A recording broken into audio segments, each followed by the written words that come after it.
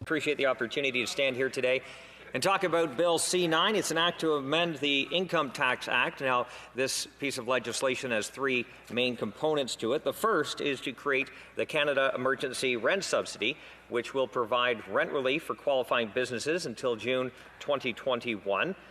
The second is to provide some lockdown support, providing a top-up from the Canada Emergency Rent Subsidy. And the third is to extend the Canada Wage Subsidy until June 2021. And these are all pieces that have been called for by the business community pretty much as a whole due to the conditions which they are facing in the pandemic. So I will talk about some of the concerns the opposition had with this piece of legislation, and these are many things that could have been dealt with had Parliament been sitting when the opposition was calling for it to come back. Now, you may recall, Speaker, the Conservatives were the only party in this House consistently calling for the return of this legislature to deal with the hundreds of billions of dollars that were literally going out the door with little to no debate. So this, of course, caused some problems. And of course, the last rent program that was announced had businesses, in order to qualify, they had to prove that 30% of their revenue had dropped. Now, that caused a number of problems. Obviously, there were a great number of businesses, mostly small businesses, mostly all small businesses, had that hurt. Now, this was in part due to provincial restrictions. They were told to close down, lock down. I won't even go into the side of the debate where the big box stores were allowed to stay open, many of which provided the same service that the small businesses provided, but yet the mom and pop shop, the stores on Main Street were told to lock down, their employees told to stay home, while the big box stores got to continue to operate, most likely steal some market share on top of what they already had, and increase their profits as a result, all while almost breaking the back of small business. So, in order to qualify, they had to show that they lost 30% revenue drop during this pandemic. Now, obviously, there are sectors that are doing very well in this pandemic. There are sectors that are hurting. But what it did, it caused some businesses to watch that line that was drawn by the government.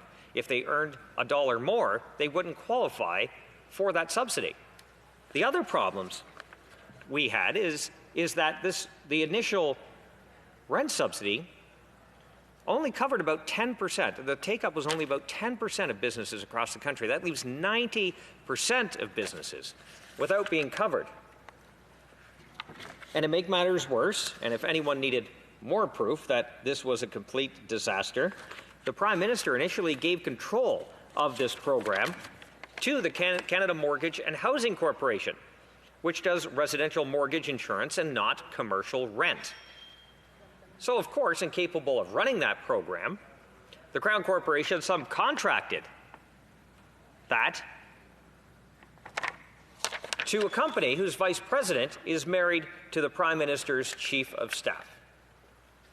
So we have businesses that are hurting, businesses trying to get by, figure out a way through, that are hampered because of problems with government legislation. And as I mentioned before, the House was not back in a meaningful fashion to debate these pieces of legislation.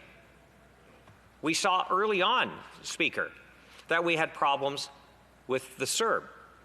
We had problems with the wage subsidy. Of course, when it first was announced, the government said you only get 10% of the initial wage subsidy. Thankfully, through opposition parties, through business community and stakeholders alike, they were able to raise that level because other countries, such as Germany, already had upwards of 70%. So these are key pieces of legislation, or key pieces in this legislation that should have been debated. And of course, Parliament was prorogued. That important piece where the Liberals said we are so focused in, we need to look at these programs and develop these programs. This was done basically in a silo because Parliament was not sitting, because legislators were not allowed the ability to debate in this place.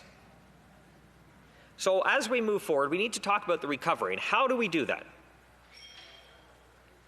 Well, rapid testing is a key part. Rapid testing has been approved in numerous countries around the world. There are products available in the European Union, in the United States, but not approved here in Canada. And if we want to return our economy and give it the firepower it needs, tools without a cure, vaccine, or treatment, tools like rapid testing is our path forward, Speaker. You can almost imagine tourism, which has been massively impacted. You can talk about local marathons or running events. You can talk about any event you want. Any kind of travel has been severely impacted. Hotels are feeling it. Restaurants are feeling it. But if you can get on an airplane knowing that you can take a test and in a few minutes you have your result, and knowing with confidence, because a number of these tests have a higher accuracy rate than the swabs that are being done now. And if anyone has had a swab, it's not the most pleasant feeling in the world. So this is our path forward. If you want to go on a cruise ship, you would go with confidence knowing that everyone was tested and everyone had a clean result. But yet the government continues to drag its feet on this. But what the bigger issue too is, all these programs that the government is rolling out, and yes, we're in a pandemic, and yes, Canadians were told to stay at home, lock down, stay safe, and we continue to do that, but we also need to talk about those businesses that are able to reopen in a safe manner, because at the end of the day, outside of all the printing the government is doing, hundreds of billions of dollars out of thin air, we still need the tax revenue coming in to continue to spend into the future.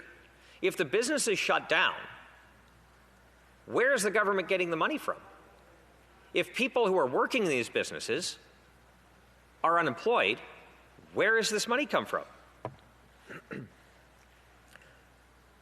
So the simple truth of all of this is, if we want to ensure economic expansion as we move forward, and we talk about it all the time, we need to ensure that we are prepared for this.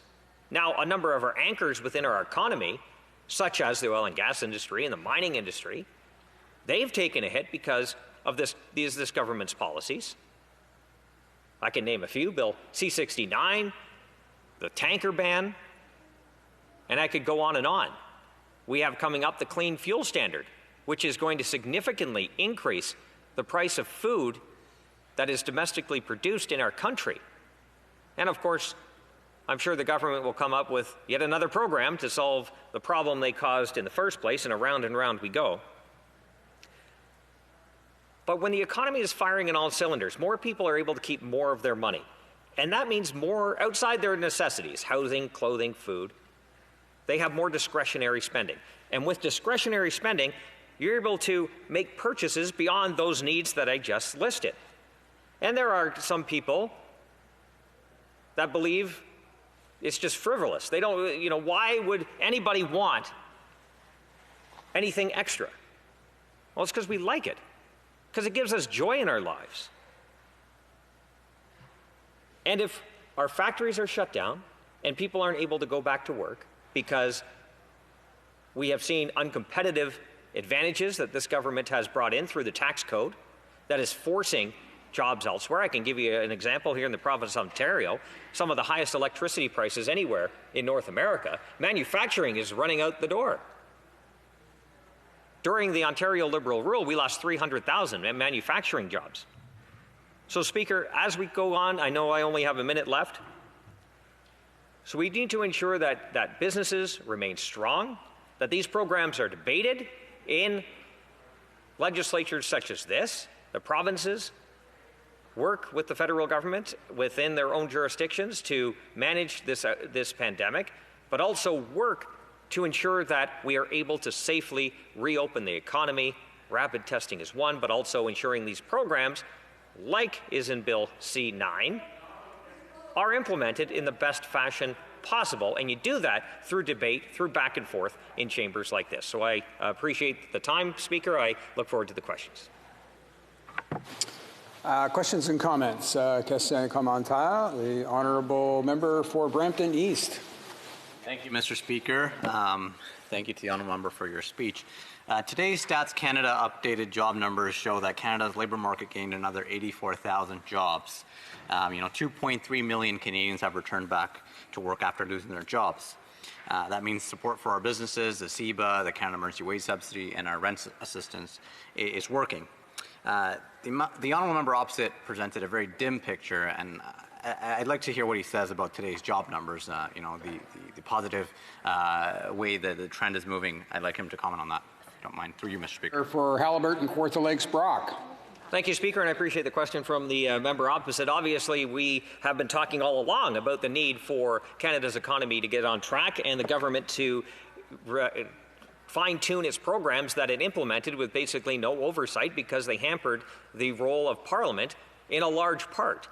And when we're talking about these jobs, we, as the opposition, have come back with a number of solutions to the programs that were not working in the past. And my friend from Carleton wrote a number of times as the finance critic to the government with possible solutions, and I see many of those are in Bill C-9. Now, we could have dealt with this months ago. We could have fine-tuned these programs months ago so that we could get on a better trajectory back to normal or the new normal, but yet we weren't given the opportunity because the Prime Minister was trying to hide his We Charity scandal problems. Questions and comments by video conference. The honourable member for Courtenay, Alberni. Thank you, Mr. Speaker. I want to thank my good friend, and I can say that from Haliburton, Kawartha Lakes, Brock, and I appreciate him talking about the tourism and hospitality sector and how deeply impacted they've been by the pandemic. He also talked about the spending, and I guess what I'm concerned about when I hear the Conservatives say we're spending too much, what programs are they wanting to get rid of? Like, they keep voting for the programs that we're passing through Parliament. They haven't voted against any of the spending. But most importantly, around the commercial rent assistance program, the NDP's been calling for the government to backdate the program to April 1st for those that weren't able to apply for the funding because their landlords wouldn't apply on their behalf. I'm really disappointed in that the Conservatives haven't joined us in calling on the government to backdate it. Can he explain why? Why would the Conservatives not be calling on the government to backdate that program so that those that weren't able to apply from their design flawed program can get access to that funding? Because many of them are steeped in debt or facing bankruptcy. And I'm hoping my colleague can answer that question. The honourable member for Haliburton, Kawartha Lakes, Brock. Thank you very much, Mr. Speaker, and I appreciate my friend from the NDP for that question. He's been very busy today, so it's always good to see his face and his contribution to this debate and other debates going on today. Well, Speaker, of course, to the surprise of the NDP, what we were talking about when he says, what programs would you cut? Well, what we're talking about is what programs we're going to do better or would have done better.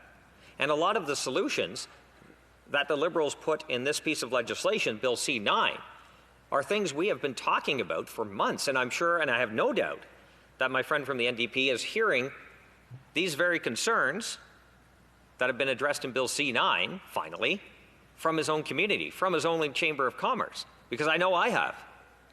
And the rent subsidy was a horrible disaster.